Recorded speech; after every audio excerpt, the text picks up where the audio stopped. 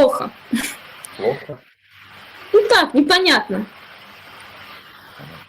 Что Вот. там у вас с институтом, как дела, работаете? Слушай, ну я в управлении сейчас в основном работаю, сейчас по приемке чуть-чуть помогаю, а так, в принципе, Ну, тебе все нравится или у тебя ничего не поменялось по большому счету? у меня ничего, ну я как в управлении была, так и осталась. О, они уже заходят, поэтому я, Дима, отключаюсь. Окей, ну я начинаю, когда сколько народ будет? Ну, человек 8. Давай начнешь минуты через 3. Окей, все, я тогда пока микрофон отключу тоже, пусть заходит.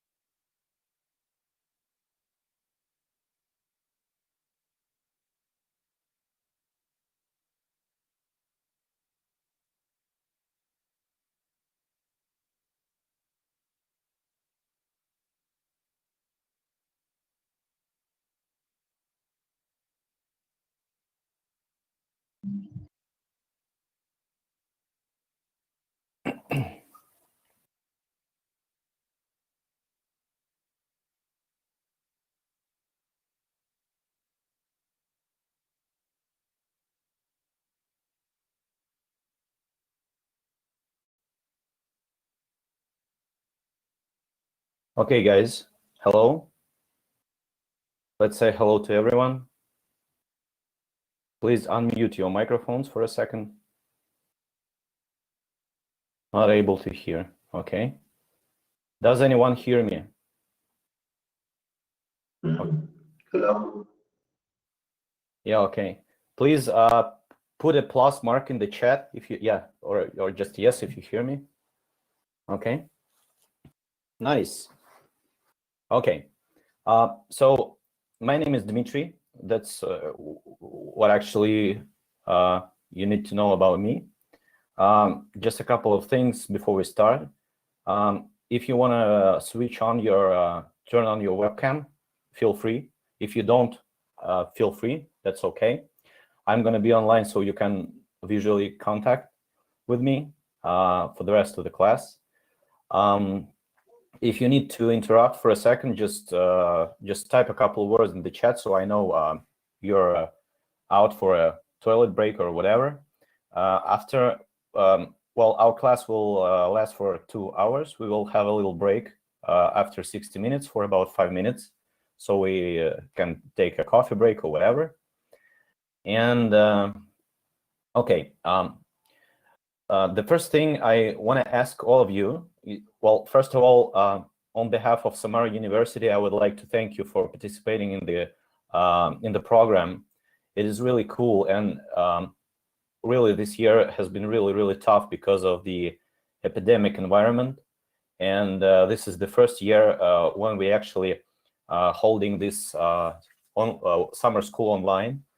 But I think that is a cool achievement because, well, actually this type of thing lets us, you know, share the information, share our experience without the need to actually go somewhere. Of course, I would really like if you visit Russian Federation. Well, it is a great country, a lot of things to see. The university is great, it is huge. It has thousands of students. Just a second, please. Well, quite a lot of things to see, but I think that in a matter of months, the situation will be better. So one day we'll be actually able to visit the country and see everything.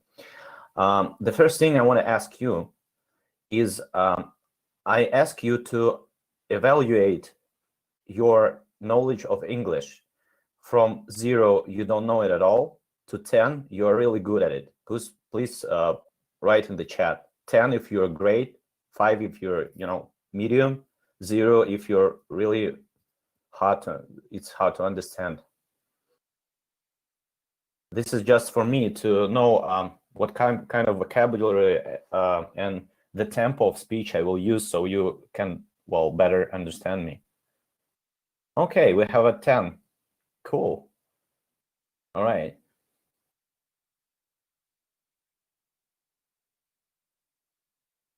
Whoa, okay. That's huge. You're cool. Okay. Well, if you don't understand something, feel free to ask questions. You just unmute yourself and interrupt me. It doesn't matter. If you want to ask something in the course of the lesson, just no problem. Well, a couple words about myself. Once again, my name is Dmitry Voronin. I'm a certified PMO expert. I have over 10 years of project management and venture experience in technological companies, including Red Bull, Google, and some other projects, mail.ru. What we are going to speak about today is startups. This is called Startups 101. In case someone of you doesn't know, 101 is a markage of, you know, like introduction. This is a substitution for the word. And why this course is even here? It is here because the School of High Technology Management is actually everything about this environment, about how you make actually, your goal is not science. You're here not because of science. You're here because you are pushing your limits in your technical knowledge to some next levels. And the next levels of using your technology knowledge and your technology experience and background is actually making a business or money out of it. Not actually necessarily just a business, but actually every which of us like wants to, you know, make our favorite occupation money worth. So that's how we do it. I'm going to go to the next slide. I've switched on the ability to download the presentation, and you have a little mark in the bottom left corner of it. You can download it right now and you know, switch slides for yourself. There's going to be a lot of text, but I promise you I will try my best not to be boring. Okay. But if someone of you cannot download the presentation right now, it's not a problem. You will have it just a little bit later in your Google Docs folder from my colleagues. Okay, so we're starting it out, and we're good to go. Well, actually, what is a startup? Actually, what is a startup? A startup, and why is this thing actually successful? It is successful. Every startup is successful because it helps to solve people's problems. This is not just a connection of a good business idea. This is something which actually helps people to, you know, every technological startup answers one simple question: how can we do something for people which makes them use something cheaper or more efficient? Just 1 second, I will correct my my headphones. Second.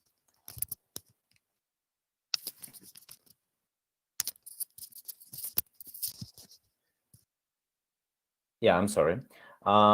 So I've put some texting into this stuff, and well, actually, what is this about? Just really take a look around the products and services which we use every day on an everyday basis. What they are is because they're solving a problem or filling a need which you otherwise will be expecting. I will address a lot of cases, a lot of companies, and one of the things I really like about social media is and social networking is just because they are the best things to actually demonstrate how startups work. For example, right now we're using an online service called Big Blue Button. This is one of the startups which actually skyrocketed during the pandemic, just because so much people right now have a serious need to communicate, to work from distance, and that's actually how it works. Social networks, the only problem they solve and why they were created from the very beginning is communication. It helps you communicate with your friends, with your family, with your colleagues, whatever. With people you're interested in some certain stuff. And actually this is how all startups work. And the second passage actually tells you this is how great investors and startup businesses are actually born. They are born not just from your idea, but from your idea connected with the answer or what problem you are solving when you're actually organizing a startup. From electricity to telephone, the internet, well, any services, well, I stated PayPal, Facebook, whatever. Great businesses help solve problems, and that's what they are all about. And why startups actually yield on this field? Because huge companies, they do not usually tend to solve people's problems individually. They only have a serious business model. They are controlled by a million financial consultants and staff, directors, CEOs, and the only goal in the company is to make the company earn money. But socially and in general, the people who actually find out new ways to solve problems, to introduce this stuff, are the people who create startups.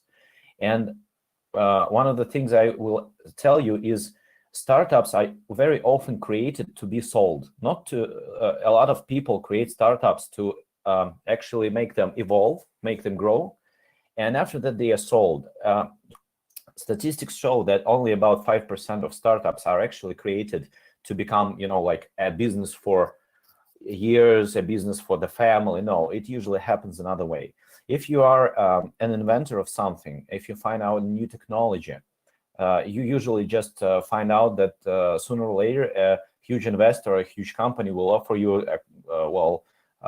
quite a few millions of, I don't know, dollars and euro, and you're actually selling this idea, and they evolve it themselves. That's how Facebook does. That's how Google does, and pretty much every huge company.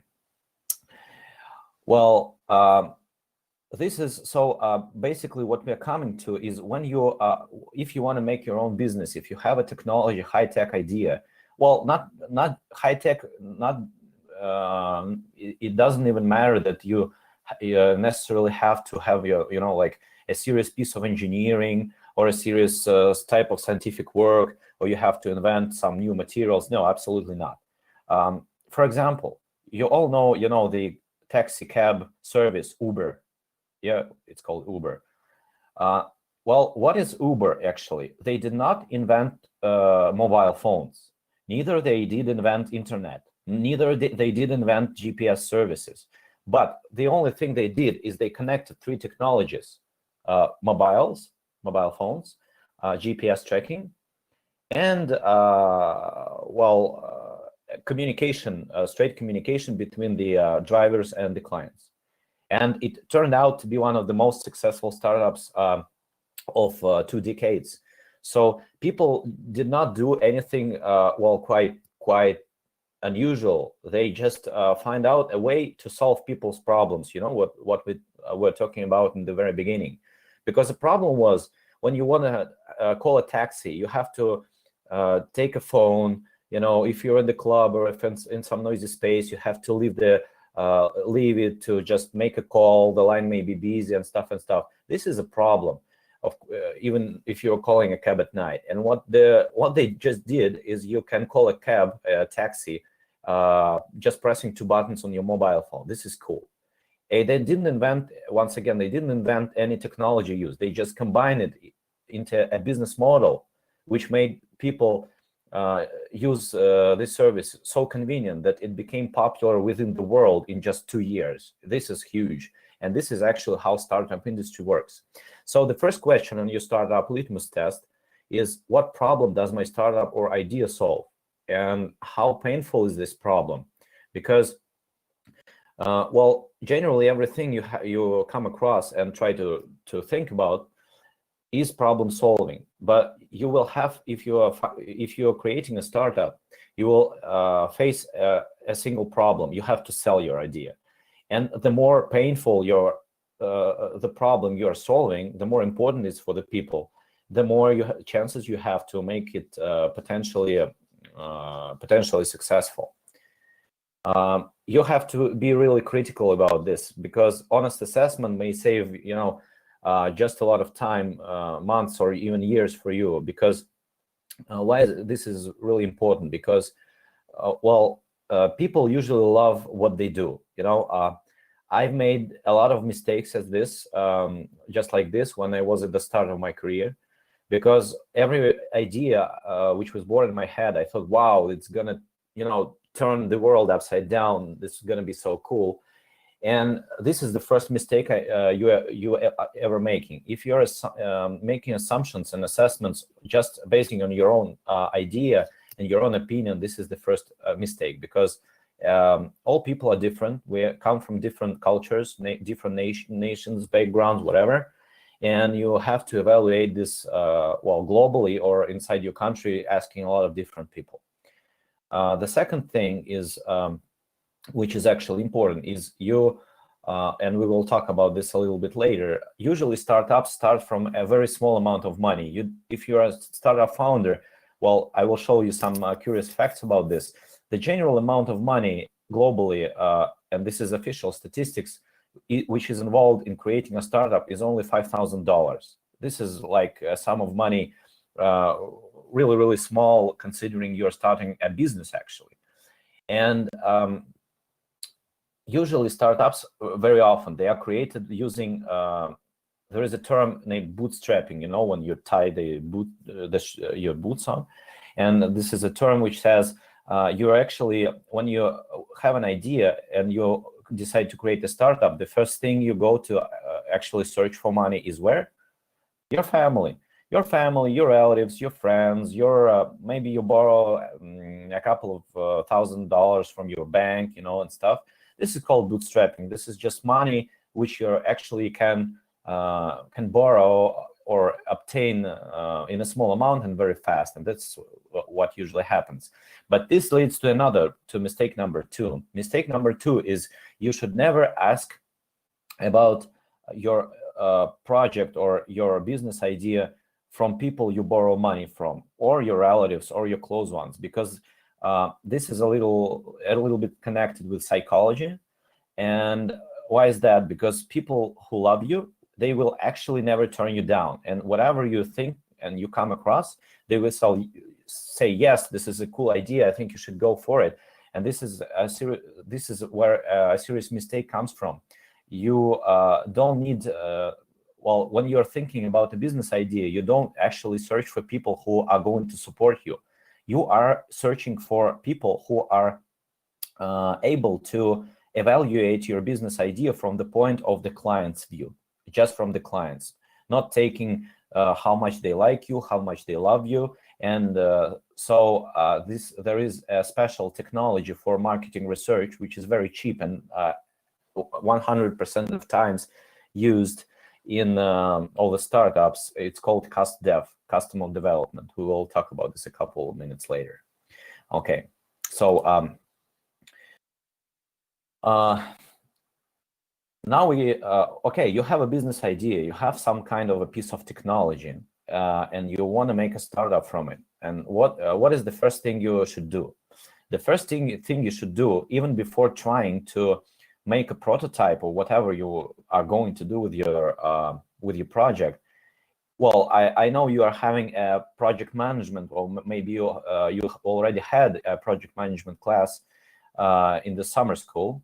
And actually, why is this important? Because project management actually teaches you to work in every environment, including startups. And this is very important because if you are creating your own business, you are responsible for the result. You are responsible for the money you are investing in it, your own money for the first part, before you find the investor. And this is where the project management comes into place and lets the things go and roll. Because if you know how to manage projects, how to find people, how to manage your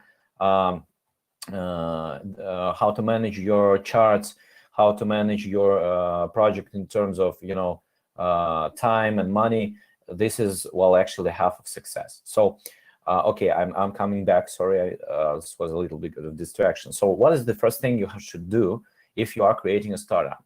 You have to validate.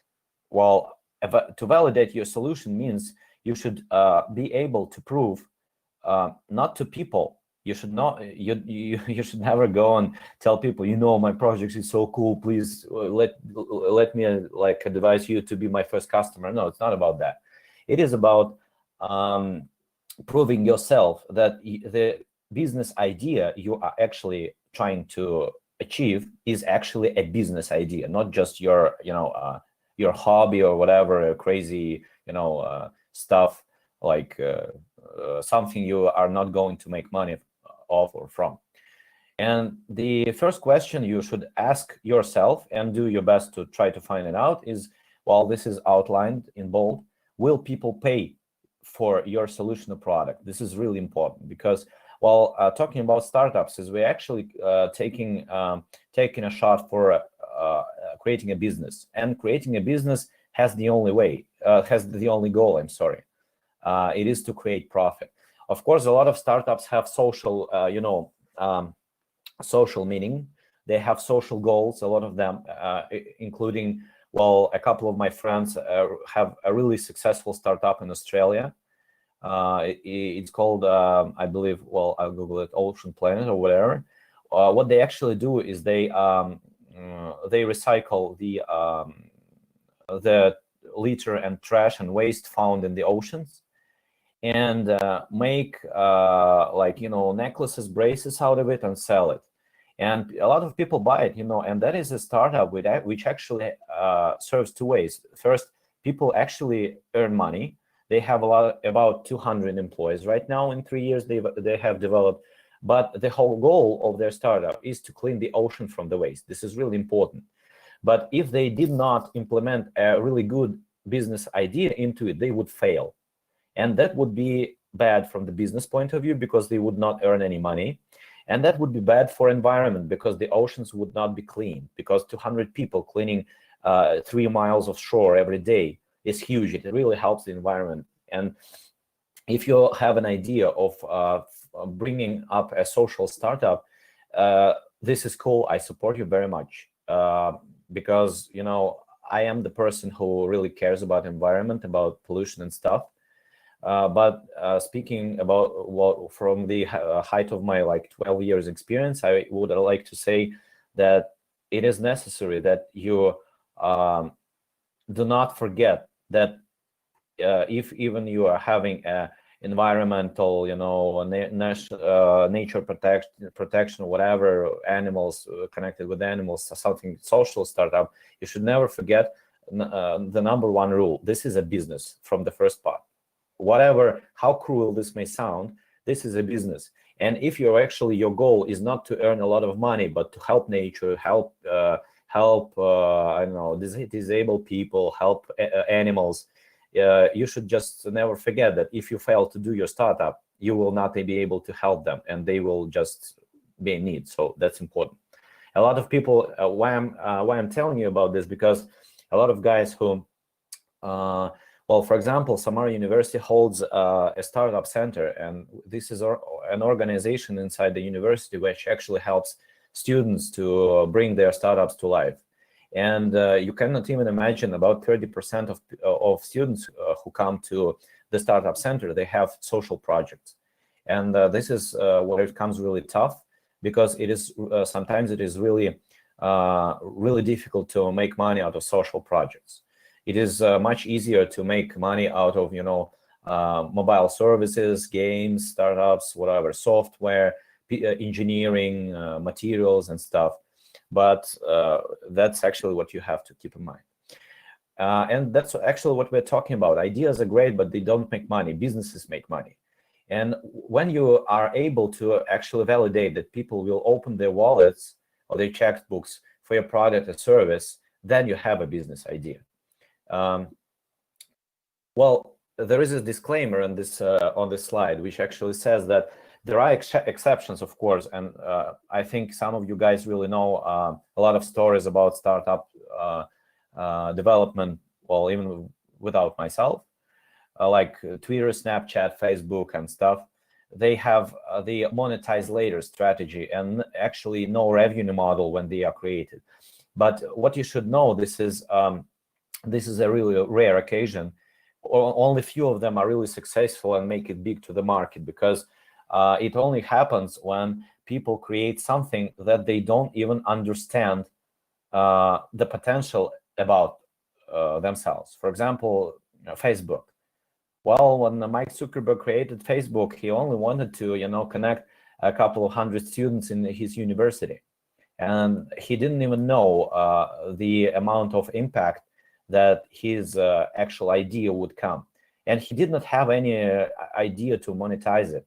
Well, really, no. Snapchat, same thing. It was written just to communicate with 3 people without, you know, a need to delete the history. But well, when the projects made it big, when they turned out to be 100 or 1,000 users, of course, the question of monetization and making actual money out of it came into place. So that's really rare. But if you are a creator, some of you are a creator of something like Facebook or Snapchat, I will be really really happy about this, but what you should know is it's really rare. So even if you think of creating something and organizing a startup out of it, always make sure you come up with a business idea and you actually understand how you are going to make money with it. There are a lot of ways, from selling things to advertising to making contracts with big companies and stuff. Well, but this is actually a little bit deeper. So, and actually just makes sense as I've written for you, because even before building a full or partial product or a prototype, or even investing a little bit of money, just validate your assumptions. It means you should have to make sure that first, your technology works. Second, people really need it. Third, they are actually willing to pay you for it, even a small amount of money. And you know how to make your business grow. This is the fourth and very important rule. Because if you are creating a startup or any venture and you just come up with the technology and you do not understand how you can evolve and make it grow, you will mostly actually fail. Because, for example, if you find an investor, for example, you create a web service, and you suddenly find an investor, and he comes to you and says, okay, Alberto or whatever, Alejandro, so I want to buy your startup, but before I pay you a couple of $1 million, I want to make sure you can prove me that this business is actually able to grow.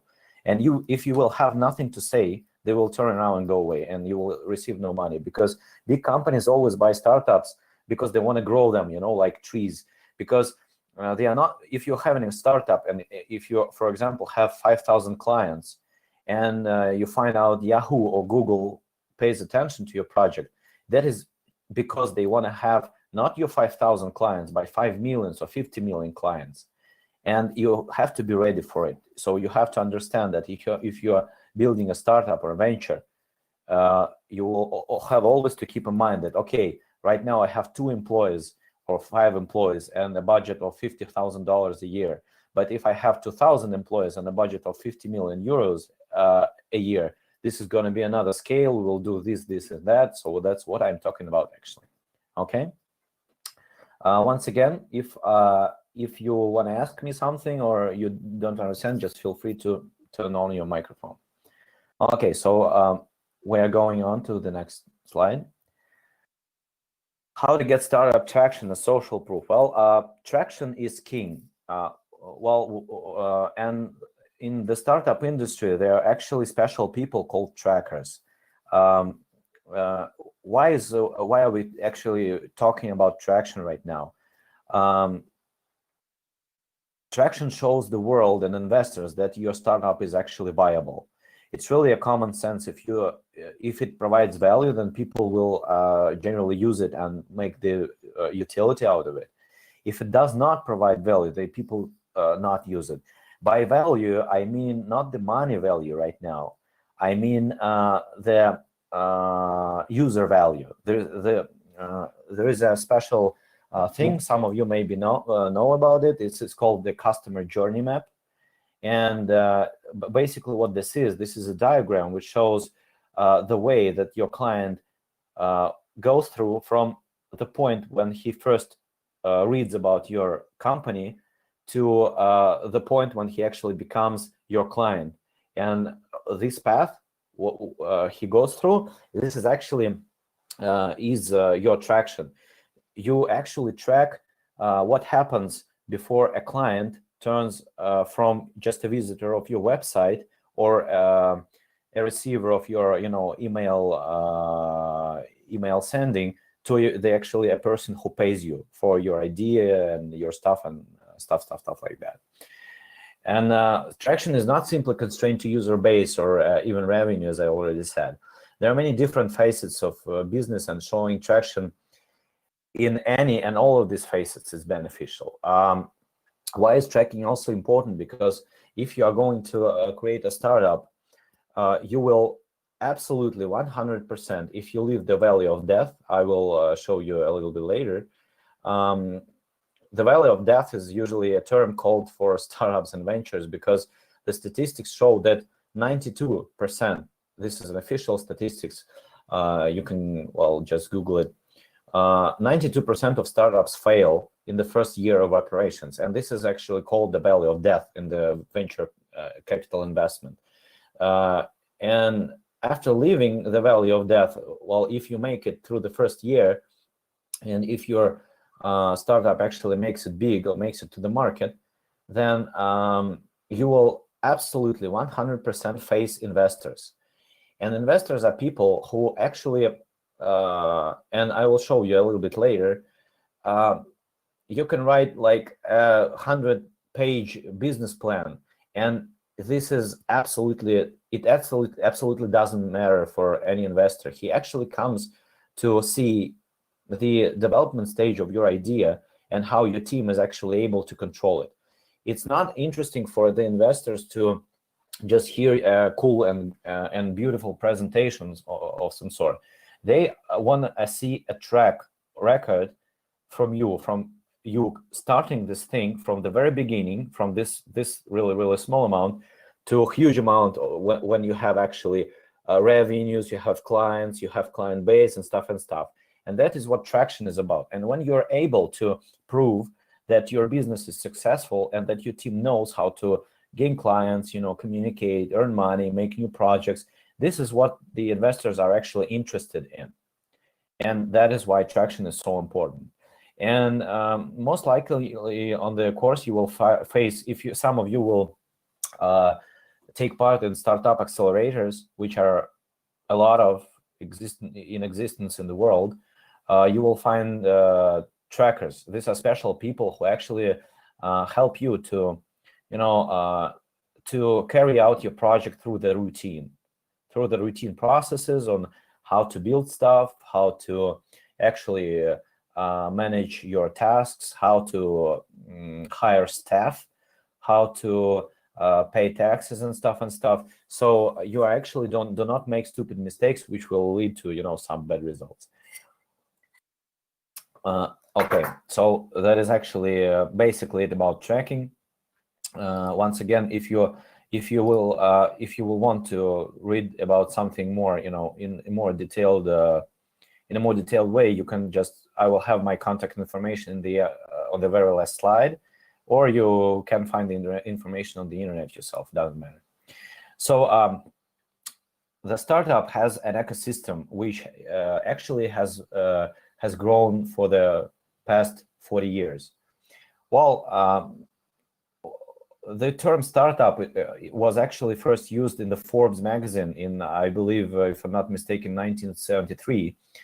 And it actually was a term used to describe a very bold young businessman occupied in technological engineering and software, who didn't have a lot of money and administration resources to go to huge companies. So what they actually did is they hunted and tried to search for the CEOs and high position managers in the huge companies, caught them in the cafeterias, in the elevators and stuff, and tried to tell them about their project in a couple of minutes before security leads them out of place. And that's actually when the word pitch presentation was actually born. A pitch.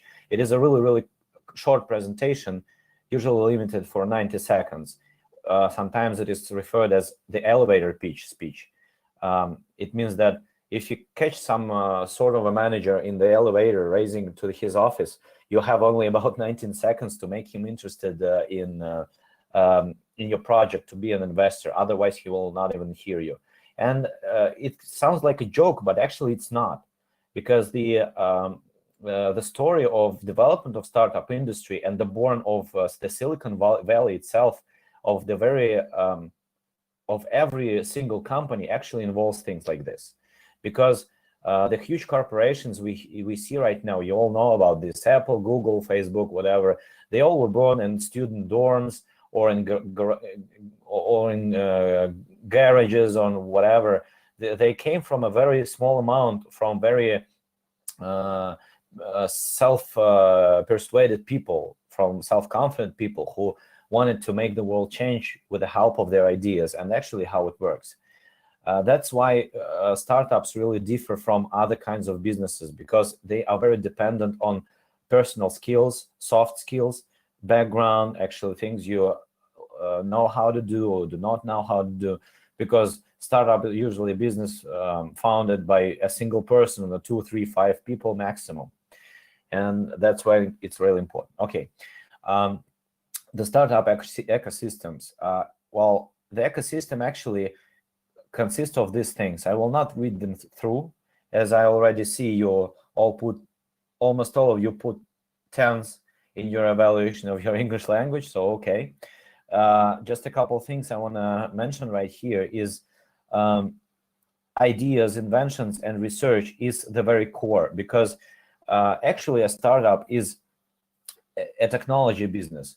Even if you're not programming a piece of code, if you're not inventing some piece of engineering, a startup is usually actually a business model which involves combining different technology.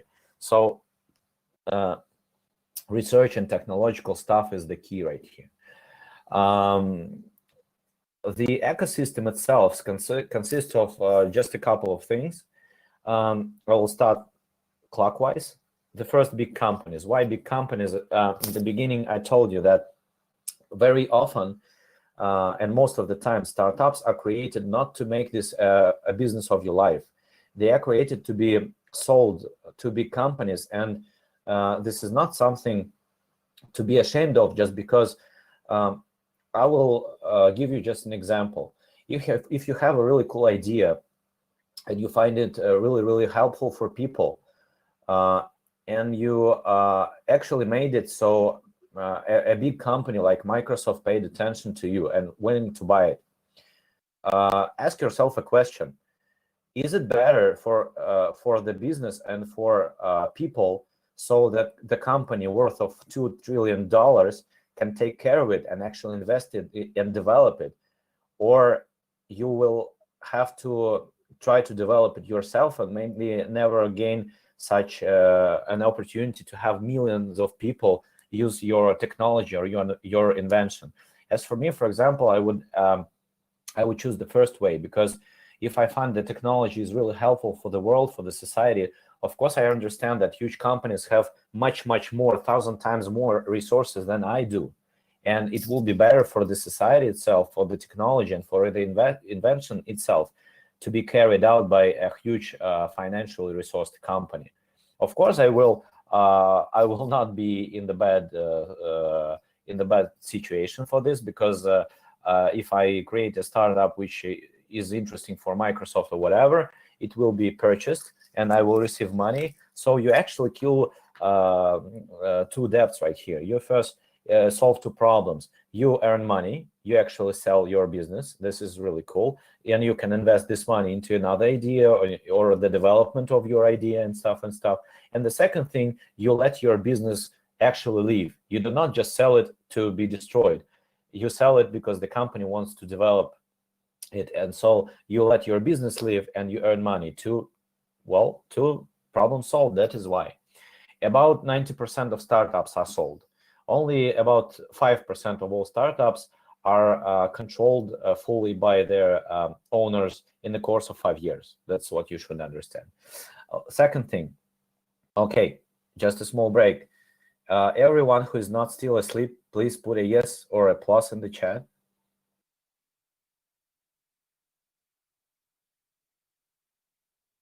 Or is everyone asleep?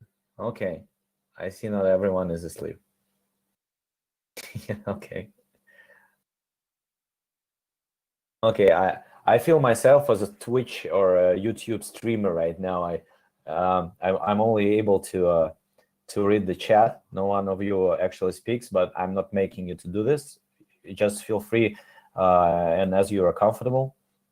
I'm just making sure you're paying attention. So because we're going to have a little bit of a comprehension test in the end of this course in a couple of days. It's not a test for you to, know the terms and stuff I'm showing you in the presentation. It's just a common sense and general understanding and comprehension test. Just we are making sure we are issuing you the certificates by the university, and we want to make sure you're actually comprehending the information we are talking here about.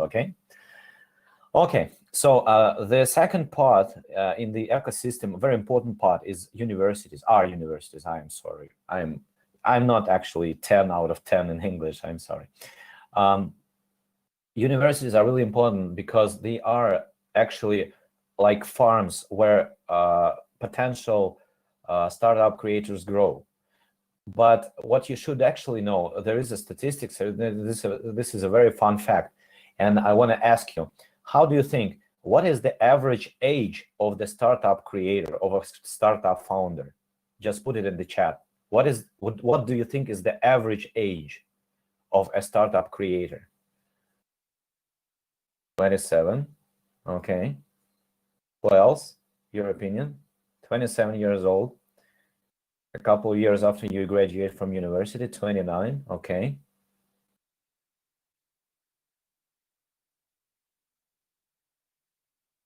Who's more, or who gives less?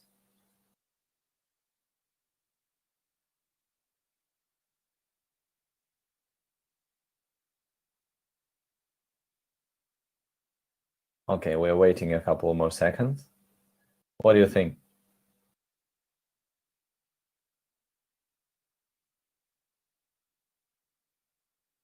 Oh, okay, you have an experience. You started with 23 years. Cool.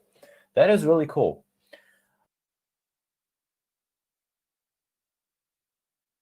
Right. Well, yeah, aerospace sector is really complicated stuff. And what you should know about the university, you probably know about Samara University, is that it is the core university, I'm not even afraid to say this, in the whole country, which actually prepares future engineers for airspace. There is only a couple more universities in Russia, but Samara University is the top one. Well, speaking about engineering, competences and stuff like that. Not speaking about that inventors of an actual engineer, people who engineered the first spacecraft, manned spacecraft, they were actually students in the Samara University. It had a different name that years, but it doesn't matter. Okay. Main problem to develop the business is the quality philosophy. Yeah, right. Absolutely right. We will. You can actually. I'm reading the chat. You can actually type what your opinion and what you have to say. I will come back later. So speaking about the average age of a startup creator, well, we have two numbers right here: 27 and 29 years old. Well, the statistics do not agree with you. The average age globally for the startup creators is 42 years old. This is the average age. It doesn't mean you only can create your startup when you're 42 or older, but this is actually what you should understand. The startups which are created by students are really rare occasions. And the reason is really simple. Why the average age is 42? Because creating a startup is actually not having just a cool idea.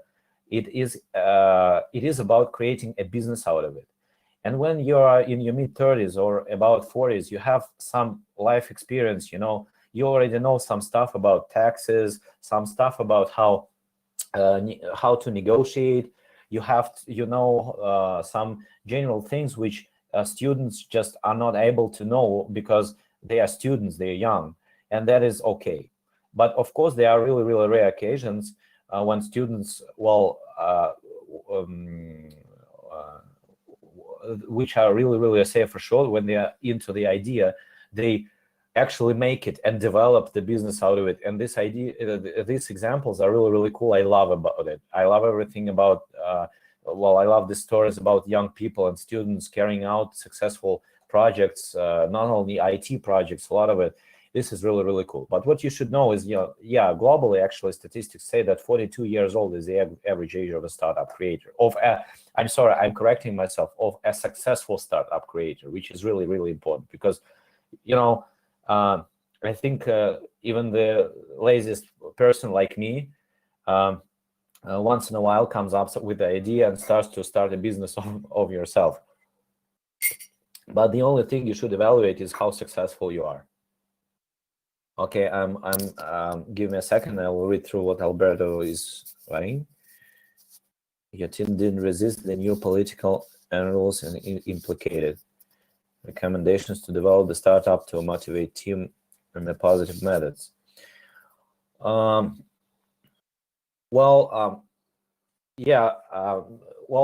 Actually, managing a team when you're creating a startup is the key. There are a lot of different things. You can absolutely have zero knowledge about laws. You can have zero knowledge about financial banking stuff. It doesn't matter. If you have a cool idea and if it is important, if it solves people's problem, it will be important. It will be successful, and you will not even need to learn this stuff. If you develop your business, you will hire people who will do it for you. But to do it and to actually develop, you have to combine the staff together. And that is the one of the, well, there is once again, when I'm talking to you, I'm not sharing just my opinion. I'm always referring to official statistics. You can find it online. And this is the staff problem, and the motivation problem is the second biggest problem which leads to startup failures, because this is when psychology comes into place. And psychology's business is something which doesn't actually work together really good. There are actually, the only advice, not the only one, but the main advice I can give you when you're managing your staff and trying to motivate you, if you have to define roles, because it is really cool when you all understand what is your exact role in the project, and you're not, going into another person's territory. All know what you're expecting. What you're expecting to do. There is a rule of startups usually start from a couple of people, a team of a couple of people. We talked about this, and there is a triple H rule. I will write it in the chat. This is H, H, H. The first H is that every team, do not try to translate it directly. I'm describing here just the roles of people. And triple H, what is this? Every startup, when you're working with your friends and trying to motivate yourself to actually do the thing together for a good result, is you have to define a role for everyone. The first role is the hacker. It's not it is just called a hacker. Do not understand this as a person who knows, like in the Matrix movie, like put some code into stuff and it breaks down, blah blah blah. No, absolutely not. A hacker here refers to the person who is responsible for technology, for technological point of the project. He is responsible for how things work, how things don't work, and stuff. And he doesn't pay attention to anything. He's just responsible for technical manner. And everyone in the team refers to him if they face some technical problems. The second H is a hustler. I guess a lot of you know the translation. Some of you maybe do not know this. This is a jargonism, which describes people who illegally earn a lot of money. And a hustler is actually a salesperson. This is a man or a woman, whatever stuff. This is just a person who is responsible for how the project is selling, where are the clients, how you communicate with them, which ways you choose to sell your products, and stuff like this. So they're called hustler. Well, actually, startups use a lot of jargonisms just because all this ecosystem is rotating about young people, and then they just use some language, which is not really standard. And the third H is hipster. Okay, it's not necessarily a hipster in the generic way, in the generic meaning. A hipster, it means a person who creates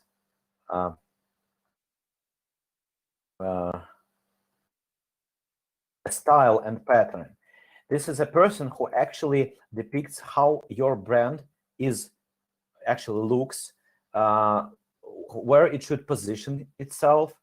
Very often in the startups, hipsters are the public persons who are, spokespersons on the media and stuff. They are usually responsible for communicating with social media and stuff, for promoting and stuff. Usually these are people who are not responsible for sales directly, and they're not responsible to be technical stuff. These are people who, try to deliver the idea behind the project. When you're building a startup or a technology business, your clients usually they are not interested in your business model. It's not their business. They are buying the story behind your product. For example, I don't know how many of you guys are car owners or drivers, or actually, but for every one of you who you are choosing a brand because it has a story behind itself. Because every brand tries to position itself differently. There are luxury cars, there are workhorse cars, they are cheap and convenient cars, there are ecological cars and stuff, and that's how market works. The positioning on the market is very important, and when the person buys your product, he wants not to buy some piece of stuff which is convenient for him or her. The person wants to buy some experience and share this experience with the people, and that's where the role hipsters comes into place. And to motivate your team with the positive methods to do it, you firstly have to understand what is the role of every person in your startup, and then you should ask yourself a very simple question: what is the general way to motivate every one of your team? Because for different people, different motives are important. For some of them, and you will face it most oftenly, money is the matter. Money is the general motivation for most of the people. But there are also a lot of people who are motivated by different stuff. For example, career or the prestige of the company they're working for. Some people are motivated by social value and, for example, nature protection values and stuff. People who are into healthcare and, for example, health food startups and stuff, they are very sporty. They are very, enthusiastic about this stuff because they are motivated by healthy lifestyle and stuff. And you have to, if you're a startup founder, you have to be very attentive to these little ideas and little specialities everyone in your team has. And as soon as you understand what people tend to like most, and if you can combine it into a team, a society, and try to give every person in your team a little bit of comfort, for himself, this is actually when your team starts to work. I have an experience of carrying out a really cool project. Unfortunately, I cannot name it, but this is a really well-known project, IT project here in Russia. We had a serious problem in our team because we have about 12 people in the development team, and we had a problem. We had two girls which actually had kids, and we had a huge problem of communicating with them because they, every morning they have to, bring kids to kindergarten, school, and stuff. And what we actually did, we left them their salary and allowed them to work home office. And because they were very, family attentive, and the situation was really, really difficult because actually they were ready actually to bail out. I'm sorry, bail out from the project. But what we offered work from distance, home office method, because we understood that they have higher family values, that, maybe bigger families than the rest of the team. And as soon as we understood that and let them work from the distance, we understood that they received the motivation they lacked. They had a lot of free time right now. They had an ability to spend time with their family, and it really helped to carry out the project. And actually, their their workability skyrocketed. That's why this is a good example on how you can actually motivate people with very, very small things, not necessarily about money. People do not want money from you all the time. Sometimes they want just a couple more attention. Some of them want a little bit of a liberal, time schedule. Some of them like to work, at nights. So if you're carrying out a team, you have to pay attention to this stuff. Okay, so the next, we are left from our slides. I will actually coming back from it. So funding organizations, the third most important thing in the startup ecosystem, because when you're delivering a startup, when you're developing it, very soon you will face the very simple question: where can I get the money to actually launch my business and make it big? And funding organizations include a large variety of stuff. And one of the main problems of startup founders right now is that they search for money not in the places what the money actually are. They search it in the wrong places, because there are banks, there are some different venture funds, there are different organizations which actually have grants for startups. And if you are a student, that is where actually you should go in the first place. The organizations which actually deliver grants to technological startups. But what you should know, and I will mention it later. Okay, I will not just confuse you right now. We'll talk about this later. Then service providers. This is actually really, really narrow field. It is mostly about startup accelerators and some service providers for startups. I have a really, really cool slide for you. I outlined the most important and cool services for you for creating a startup. I will switch it later. And well, actually, you will find it out. I included only free services which you do not have to pay for, but which I generally use when working with startups, and well, 99% of people who work with startups use it.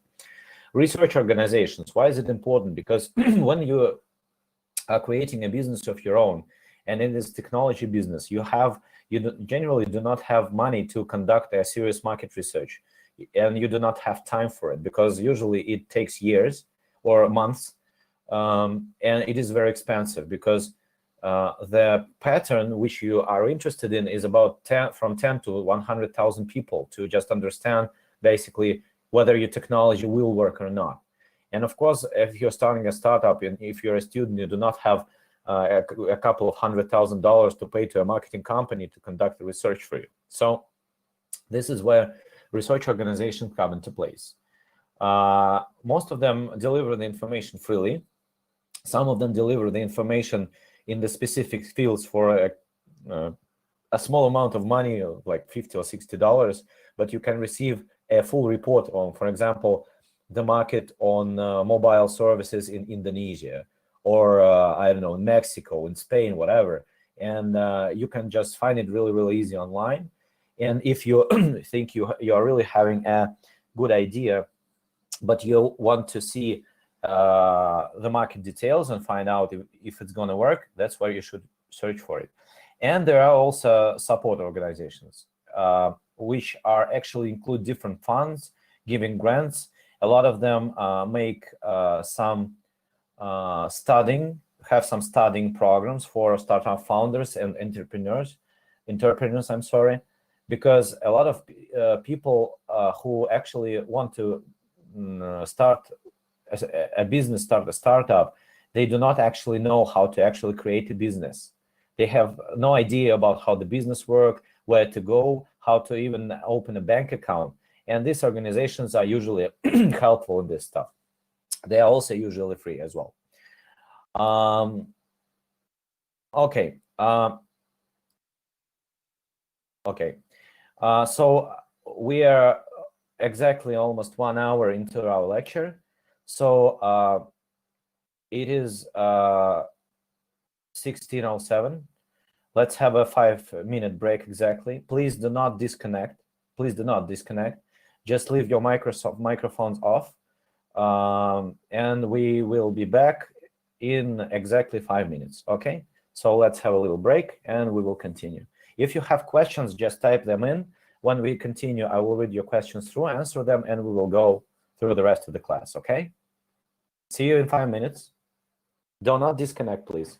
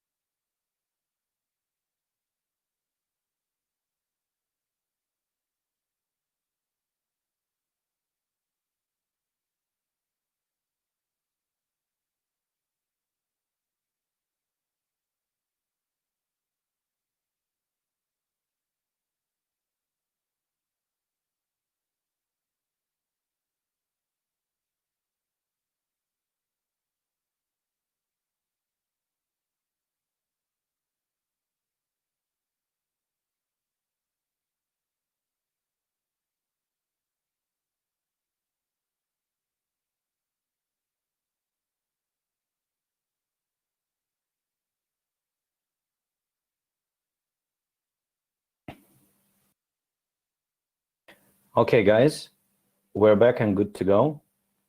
For those of you who are here, put a plus in the chat.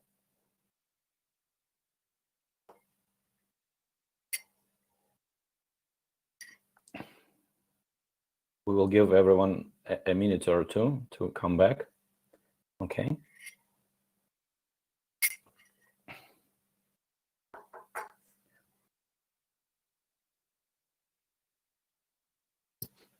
Before we wait for everyone else to come back, how do you like the summer school itself? Do you enjoy it?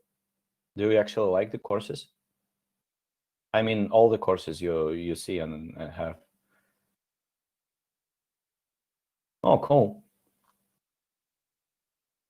Yeah, it's really a pleasure for us too, because we are feeling, we are actually carrying out a serious mission on, sharing the knowledge and experience for younger people to, not make mistakes we made a couple of years ago, and to actually help people make it big and believe in yourself. This is very important. I do not usually talk a lot about self-motivation things, because there are people who do it much better than me. But what you should know is you should actually never hear anyone, never listen to anyone. If you believe your idea is going to work, just go for it. The only advice I give you is do not waste all your money just to prove that your business is going to work. Always keep it cool in your mind that you'll have, from the very beginning, you have limited financial and human resources. But if you have an idea and you are absolutely sure 100% it is successful, go for it and do not listen to anyone. You do not even imagine how many ideas were born and brought to success by people who just tend to, trust themselves and believe in themselves. Okay, just the rainstorm came right here. Oh, the weather here is actually awful for the couple of days. Okay,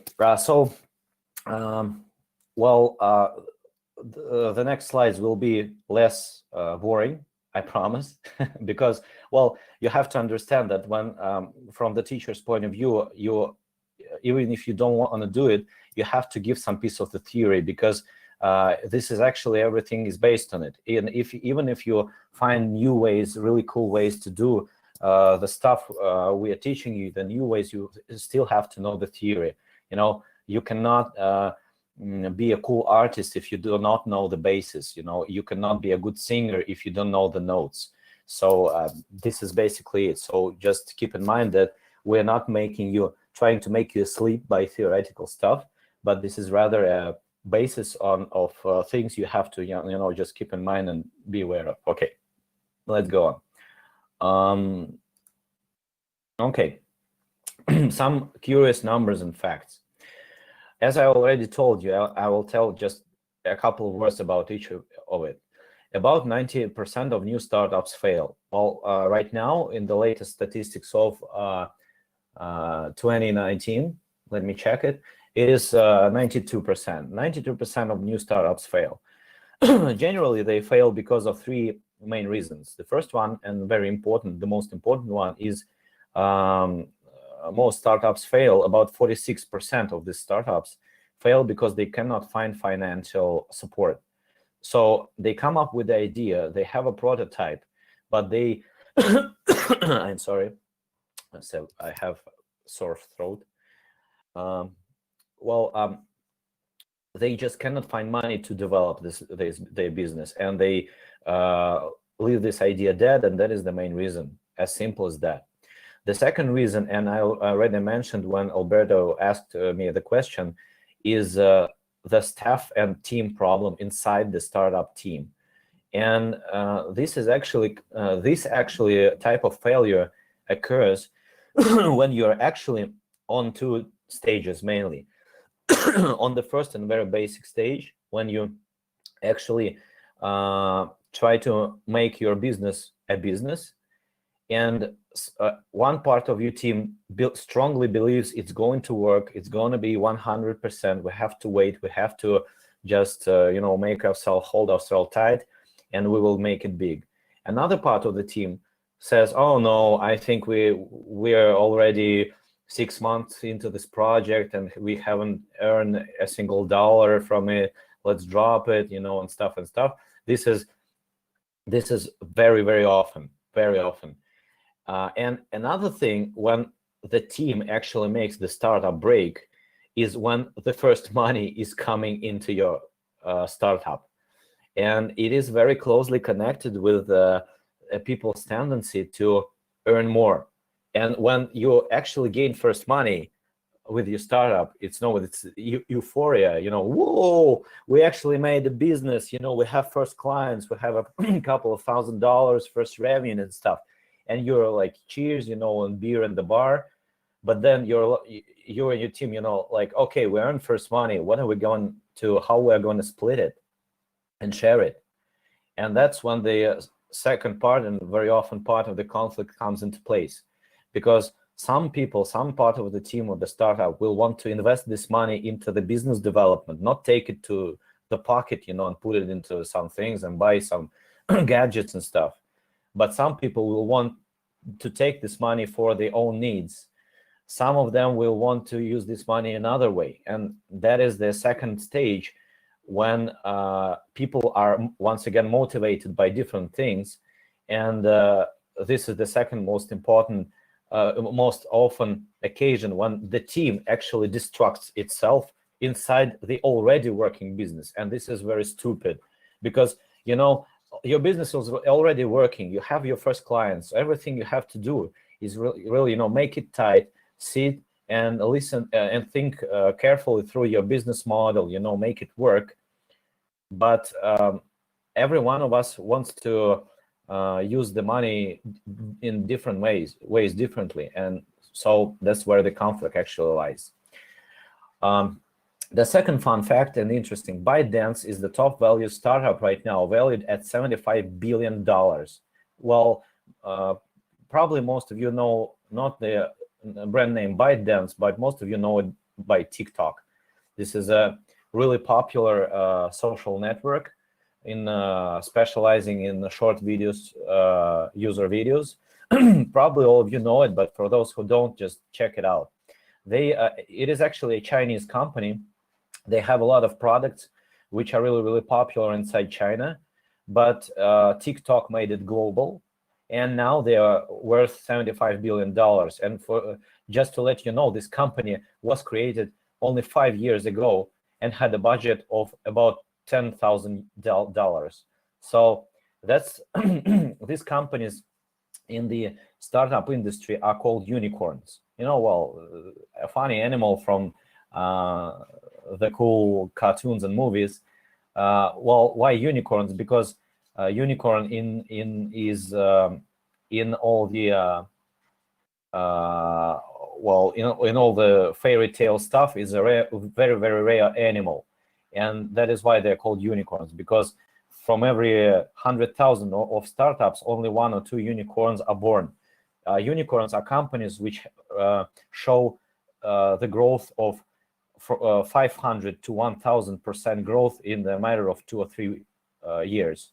So they growth not 10 or 20% every year, but they growth like twice, 3 times, 5 times, 10 times every year.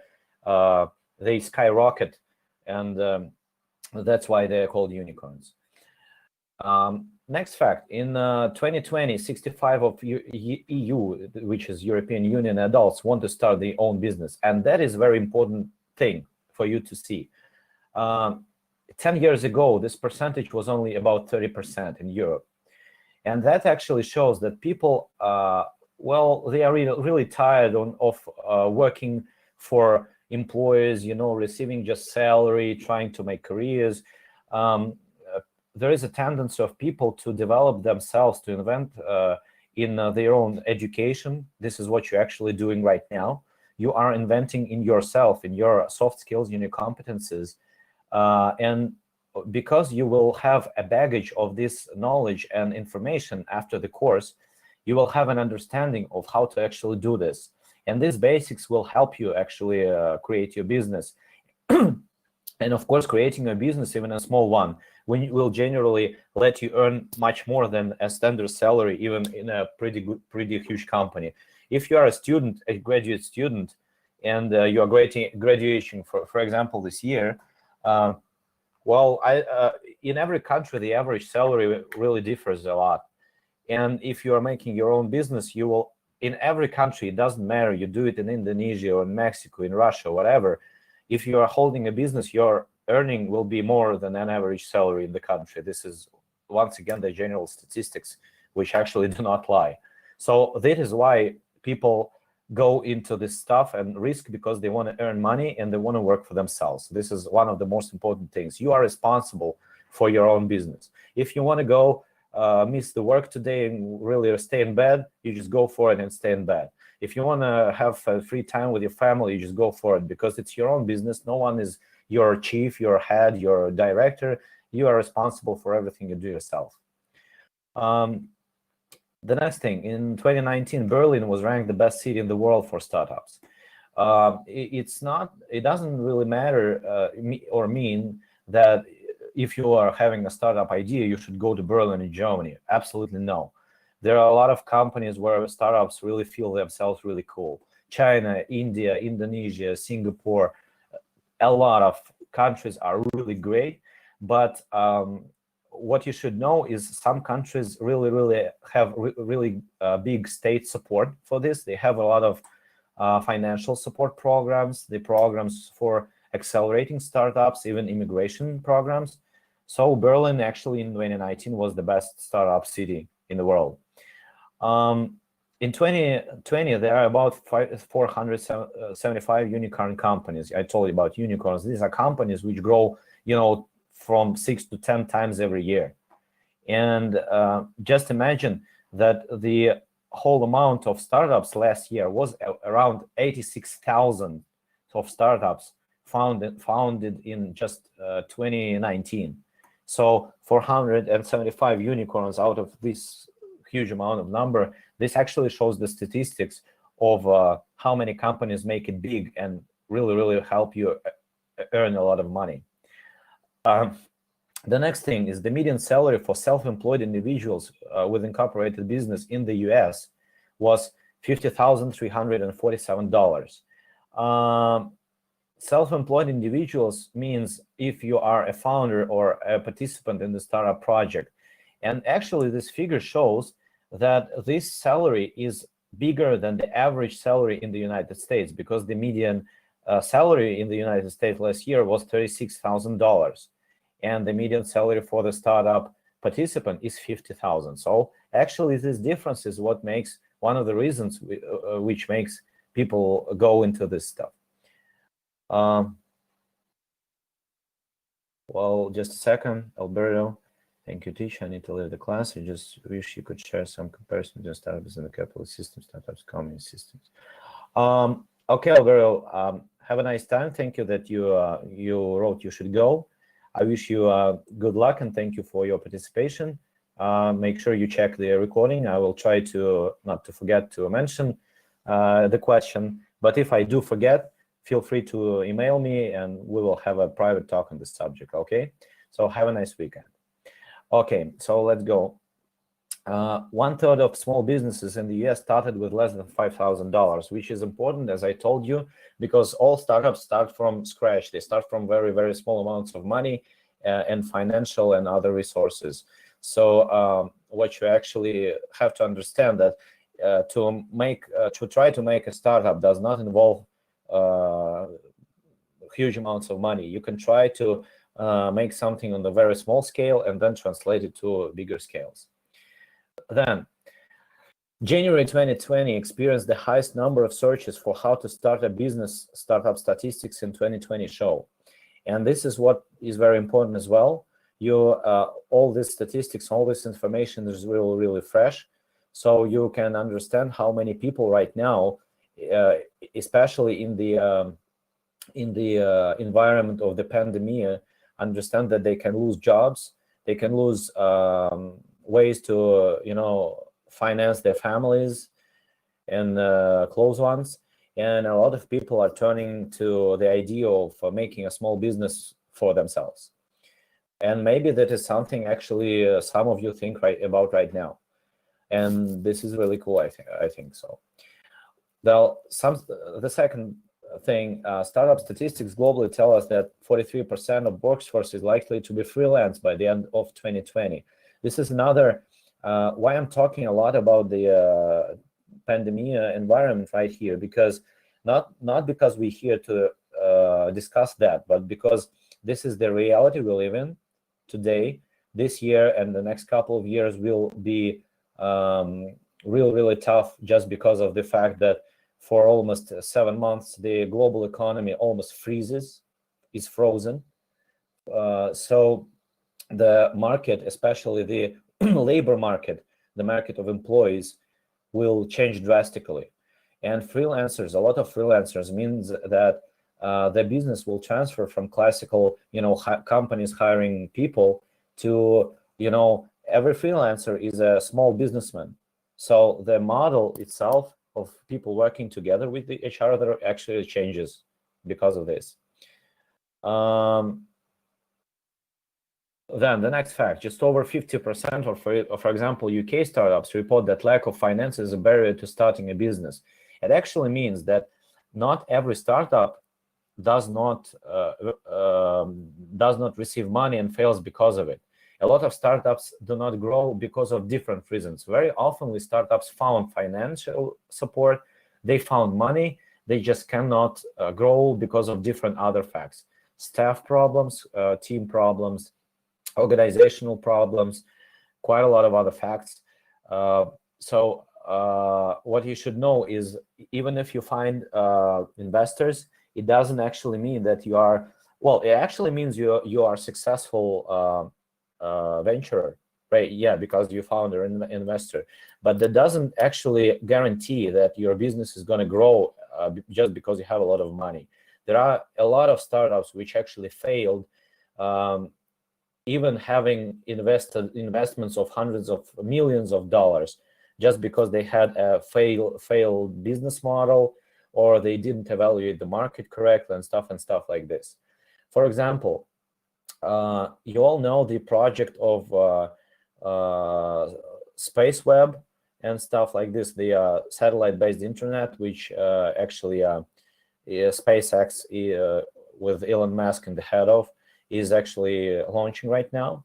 And I believe they have just a couple of launches to finish the project, and they will have the internet coverage for almost 85% of the planet's surface.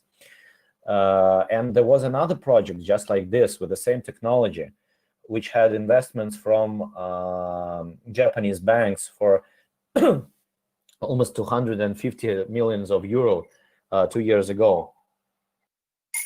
You can Google it if you want, but they actually failed because they did not expect the competition with SpaceX. And just imagine how difficult it is for people who who actually started this startup, and for people who took the decision to invest €250 million into it. That is actually very important. So having a lot of money doesn't really matter or prove or guarantee you are going to be a successful startup. So you have to pay attention to quite a lot of other things. The fourth and very interesting fact for me is oil and gas extraction industries have a net profit margin of about 7%, which makes them the worst type of startup industry.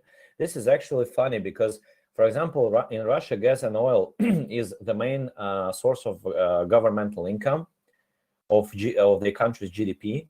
And it is considered in Russia, if you work on oil and gas, well, in most countries, you are a successful person. But speaking about startups, it is not. It is vice versa, because this industry is very conservative. It doesn't really like changes. It doesn't involve a lot of new technologies. And the industry itself does not really accommodate new technology really good. So actually, statistics show that if you are having an idea in oil and gas extraction industry, you have to be very careful, because it's one of the most unsuccessful startup industries globally. And the last thing, between 2020 and 2017, startup funding across all industries grew by at least 50% worldwide.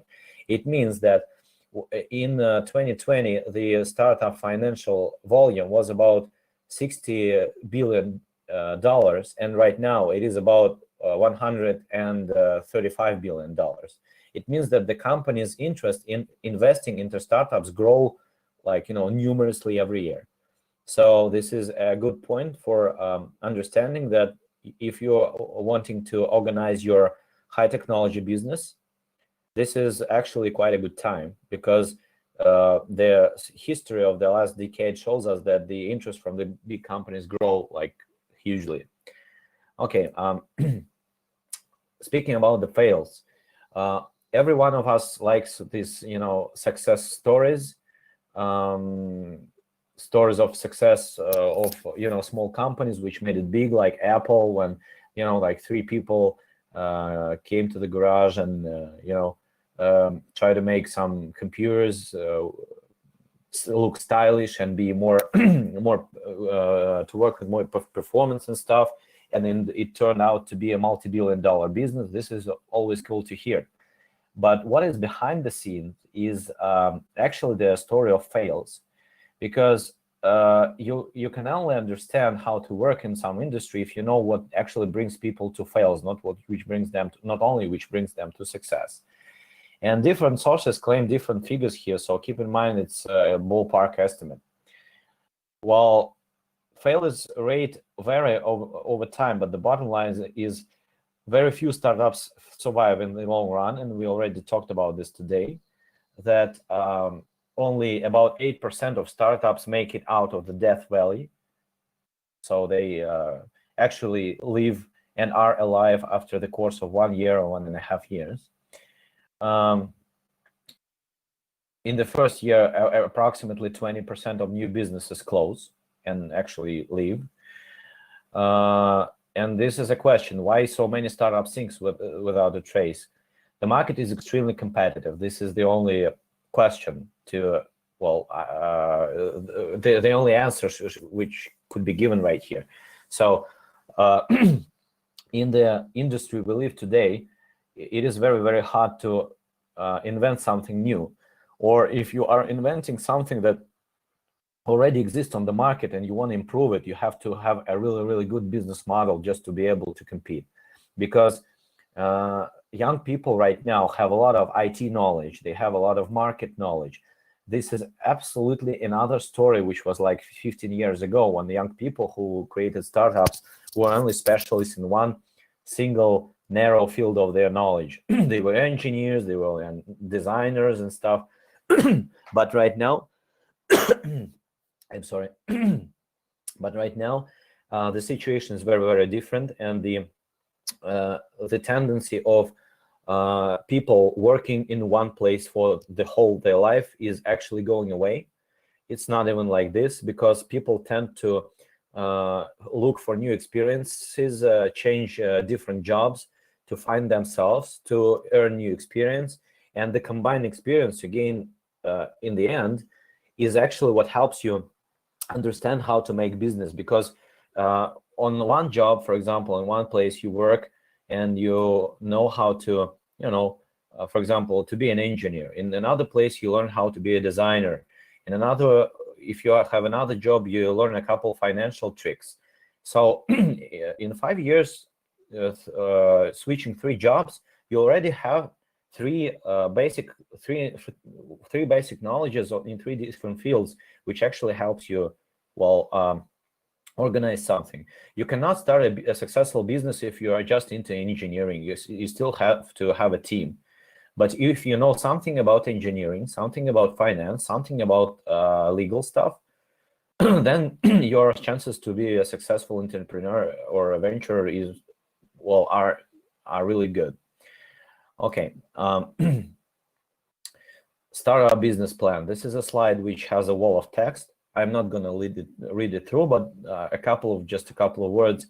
I will tell you that for the most part, these days are gone when you had to, before you meet the investor, you had to write a 100-page document outlining a business plan, how good your company is, how you're going to conquer the world market and stuff. These days are gone. Startups are generally expected to have a handful key pitch assets. A lot of them are built around same basic content, but they are presented differently in different situations, meaning it depends on where you go, what your investor is, what is your client base, what is the vector of development of your startup, what is its specialization, for example, if it's a web design, or if it's a web project, a mobile game, or maybe it's a piece of new material which will be used in engineering, maybe it is a new, I don't know, whatever, absolutely different stuff. And even if you write a full-length business plan, a huge business plan, it's likely an investor will not pay attention to it, and he will only care for the fact that it demonstrates you have done your homework and really covered your bases, and you actually understand what your business is about, and you actually understand how to develop your business, and you understand how the team inside the business should work. That's what actually investor, when he comes to listen to you, he only cares about this. You can write the best presentation in the world, you can write the best text in the world, but if the investor sees that you do not have an understanding on where your business should be, at which point it should be in the course of 5 years, this is a fail, because investment actually is a process of investing money in the course of a long term. So the person who invests in the money into your startup, he or she will be absolutely interested in your development, not in your presentation. Just pay attention to this. So the meaning is key here. You can have, like me, absolutely low and mediocre skills in building presentations, as you can see on your screen. But if you are able to put a lot of meaning and a lot of planning into your actual presentation or a pitch, this is actually what will bring you the successful investment rounds. Okay, funding your startup. We started to talk about this before the break. The unfortunate reality for most startups with an idea that money is often the most, is the key. Well, it actually is from some point of view, but only from some points of view. And the resources you are actually implementing are really, really limited if you are a new startup owner. So the top founding resources are you can see it on the diagram. If it is small for you to read, you can zoom it, or you can just download it on, I have zoomed it so I can see. The first and very most is personal savings and credit. Remember on 2 slides ago, I showed you that most of the startups in the US start from the amount of money of $5,000 and lower. And that is actually personal savings, credit cards, and stuff like this. Just personal money. You have an idea, you want to check it through, you build something, and if it makes success, you go on. And that is worth globally globally worth $185.5 billion. That is the own savings which people actually waste to try to make their startups work. The second place here at friends and family, and that is okay. That is nothing to be ashamed of. Of course, this is different in different cultures. I know that in some, I have quite a lot of international experience. I know that in some cultures, this is really impolite to ask for your friends and family for money. Well, in Russia, it's not, absolutely not. It is a common thing, just a regular thing. But what it actually used for, because, for example, you have your personal savings, and if you think you have if you are a bit low of money, it is a good source of implementing a little bit of more finance to your project without the need to go to borrow money from the bank to pay interest, more taxes and stuff. And this is the second place with $60 billion mark. The third thing, venture capital, $22 billion. What is a venture capital? Venture capital is actually venture capital companies which come to you and say, for example, Joanna, you have built a cool startup. We want to buy a share in your startup. You say, okay, how much? They say, okay, 1.2 million euro. You say, okay, that's cool. That's a great amount of money. But the first question you're going to ask them is what share of your company they want to receive. And if you ever face with this kind of thing, and I hope you will, because if venture capital comes to you, this is the first indication that your project is actually making it cool, because they are researching the market very, very seriously. And if the venture capital found you by itself, it actually means that you are making a really good thing. You're making a really good job.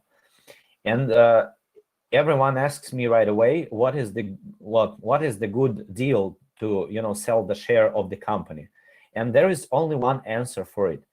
Everything except 50-50. You have to always leave yourself more than 50% of the share of your business.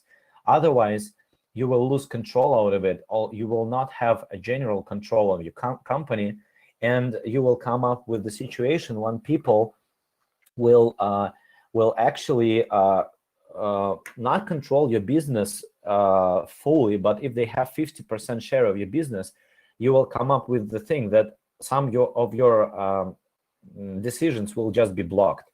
So you can sell any share for any sum or amount of money, but you should always have and leave yourself more than 50% of the share of your business. This is called the equity, and this is the only thing you should know about this. If they say, okay, we are good with 40%, and here you go, this is okay. If they have 40% of your business, they have just the voting right. They just do not have an ability to control your business in any way. But as soon as they have at least 50, you do not control your business 100%. So just remember this. The fourth thing, angel investors. Angel investors is actually, well, these are persons, these are exact persons that invest their own money or the earnings into the businesses. These are usually very often angel investors are the owners of their own startups, or already are successful startup ventures who made the business themselves, have gained a lot of money, and they are called angels because they want to help people like them who are striving and struggling to bring the startups into life. And they find these small companies which need little amount, well, for different people, little amount of money is different thing, but usually it is under well, $200,000. They invest personal money, and if the startup grows, they buy the share in it. And this is just something which may be compared with charity, except for charity is in charity. Money is given on the basis that you do not have to return this. But if the angel investors invest in your startup, they may be different conditions. Sometimes you will be obliged to return some of the money for you. Okay, the next point are banks, and they have in the amount of money. These are very little, just because startuppers do not usually like to go to the banks, because banks are really conservative structures. They have really difficult legal rules of borrowing money. You will have to pay interest. You will lose money on paying interest. They have really harsh conditions. So if you borrow money from the bank and you are not able to pay your next fee on your debt, you will have your properties, confiscated and stuff. You will have suits and stuff. So generally, startups tend not to work with the banks too much, just in a striving need. And the last but not least here is crowdfunding. I think and I believe every one of you, just give me a second, guys. I have to bring the charger for my laptop because it's about to discharge. 1 second, please.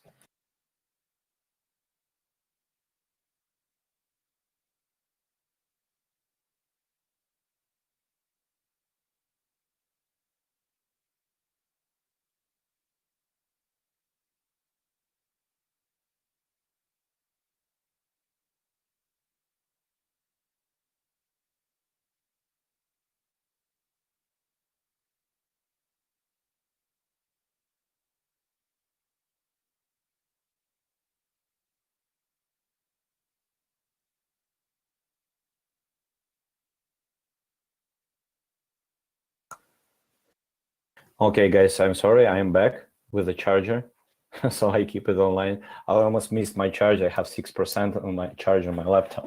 Okay, so crowdfunding. This type of finance grows like, I don't know, like mushrooms, very, very fast, because it is a very easy way to find the finance based on just the people's opinion about your business. The crowdfunding is very different from venture capital. You do not have to prove your business is correct. You do not have to build cool 100-page presentations. You just deliver your idea to people and they decide whether to donate. Well, these are basic donations. You do not have to return this money. People just throw a couple of $100 if they think your idea is cool. Maybe you can provide them with some types of the projects of the products of your startup. So maybe give them access to some services you're building for this. This is up to you. But right now, this type of financing grows a lot. There are some very serious websites and services which have multi-million dollar rotations, and you can just create a page of your project, upload a couple of YouTube videos about your projects, and if people find it interesting and important for them, they will just finance you. And this is called crowdfunding, because a lot of people are actually founding your startup. Well, startup checklist. I will not. We have a little time left, so I will not stop here. You have the presentation free for you. This is a checklist I prepared for you. Just if you are ready to build a startup, you should absolutely research this slide, because these are the main steps which you have to prepare in order to be ready to launch actually your business. So if you have everything of this, you are actually ready to go.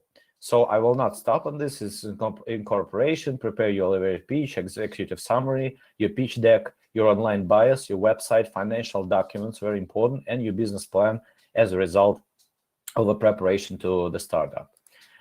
On the slide number 11 and slide number 12, as I promised you, I prepared for you, I could say a little list, but it's not actually a little, tools and resources which may be helpful for you if you're not necessary if you want to open your business, but if you're having a startup so far as just an idea, which you are discussing with your friends, colleagues, people in your university and stuff, you can use all these resources just not to waste money for some stuff which you otherwise should have to pay for.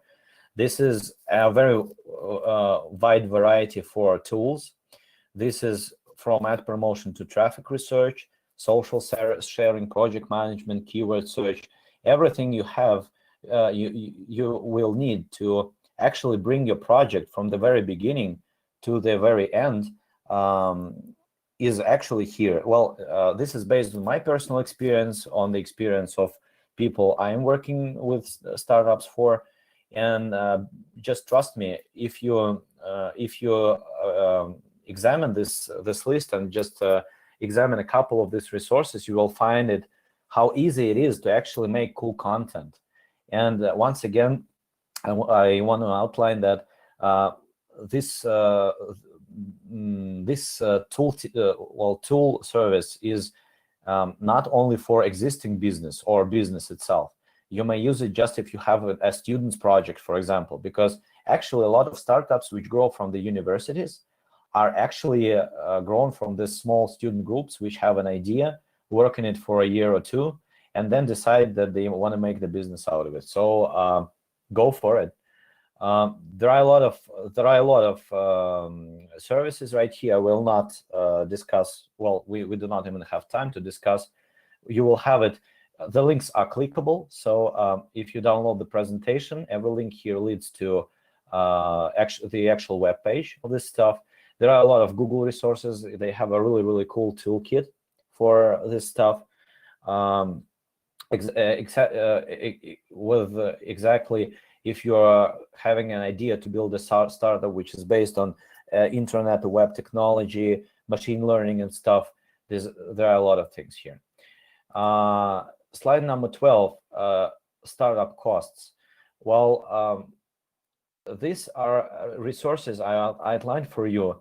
Is when you are actually trying to launch a project to earn some financial results and actually starting to earn. Well, this slide number 12 is actually for for starting your business. It is where you should go if you want to go to the market. Yeah, you're welcome, Jan. If you are trying to promote your business, start your business, you will face right away with the key questions. Where should I go to make my website? What is the easiest way to make my website with the less cost or even free? For example, website, Squarespace, Wix, Tech, they all have some free templates, absolutely free, in which you can make the website for free, wasting just a couple of hours during the week, and you will be able to bring on your website without wasting a single dollar. So that's cool. Domain registrations, legal, this is very important. Some legal resources help you to understand which legal acts you should follow, because they are very different in every country. Which is where to find to look for the information on how to incorporate, which type of a company you should actually start. This is all very important. Even the business cards, you can build it for free and you can just print it. All of these things, guys, I'm outlining this here for you, is just for you to make sure that to start your own business, you do not have to waste money for this stuff. Because a lot of people, when they come to me and ask for some consultation or advice on the startup, they say, oh, we have to make the website for the project, but it's so expensive because we have to make the client base, the profile pages and stuff. No, if you have just common sense knowledge about computers and how to work on the internet and the websites, you can use these services, and it lets you carry out a lot of things, really a lot of things just for free. Just wait a second. Okay. All right. So I stated out the startup FAQ, frequently asked questions. There are actually answers to this, and what I suggest you to do is, if you are actually interested if you feel this class was interesting for you. Of course, I only delivered like 1% of the information I have in my head, in my experience, in my documents, because we are limited to 2 hours, and we are not making you asleep, I hope. But feel free to read through the slide, and if you need answers to any of these questions on the slide number 13, just feel free to email me, and I will briefly answer you to this question, because they are very different, and if we are going to discuss every one of these questions, it's going to take like hours and hours. Instead, I suggest you to look through and understand which questions about startups are interesting exactly for you. So because this FAQ is actually it thank you very much, Joanna, once again. That's actually once again what we are all here for, and what I am here for. I'm here to share some knowledge in you and make you help you, try to start up your business without wasting all your savings and all your money and all your family money. That's actually what I did 15 years ago. Right now, I look back and I understand that if I had this amount of information, I would definitely make fewer mistakes than I did. But, well, experience is, there is a proverb which says that experience is the amount of fails we take during our life, so it is okay. So once again, about this FAQ, I've written here a lot of different questions from incorporation types of business to where should you raise money, team building and stuff, how to deal with the investors and the ADA, how do you protect your idea, because this is a very important subject. A lot of people who come up with the idea, they start to be really, really scared of, oh, what if someone steals my idea? Oh my God, I should do something to protect my idea.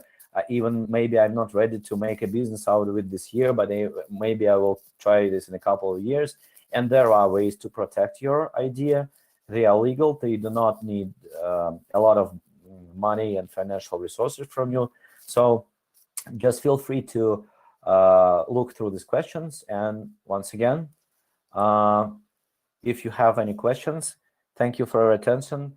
Down below is my contact information, even my mobile phone. I have most popular messengers installed except WeChat, because I believe we do not have it in Russia, or it doesn't work. At least I do not have it on the App Store.